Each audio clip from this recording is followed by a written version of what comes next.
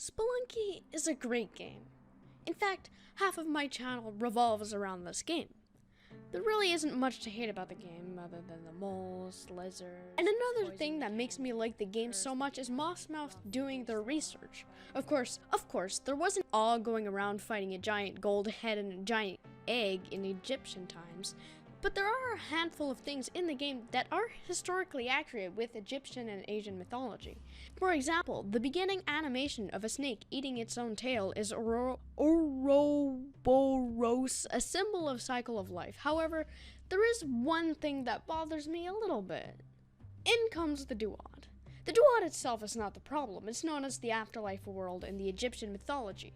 Most monsters located in the duat are also realistic. Amet, the devourer of impure souls, Anubis, the lord of the underworld, and Osiris, the god of the underworld and the judge of the dead souls. However, there is one enemy I'm leaving out, and I'm not talking about the venomous snakes, although they are a pain.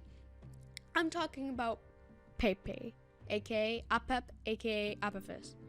The character is pretty accurate according to the legends, other than the fact that he's less viper-looking and more fun-sized than jumbo-sized.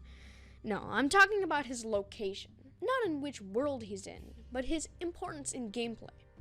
Now, if you're a little baby and haven't read Rick Riordan's hit series, The Game Chronicles Physical Collector's Edition, and haven't been studying up on Egyptian mythology, Apep is the Lord of Chaos. In the legends, he opposes Mot, the Lord of Order, a pretty important god. Now that I've brought you up to date on your history lessons, Apep in the duat is located right underneath Osiris and Anubis too, as a small obstacle to prepare you for the final boss. This upsets me a little bit. You're supposed to tell me that Pepe here is less important than Osiris. Screw that, let's make him less important than a weaker version of a boss you fought 2 levels ago. Apep, the embodiment of chaos itself, is less important than a reanimated goddamn furry with a staff.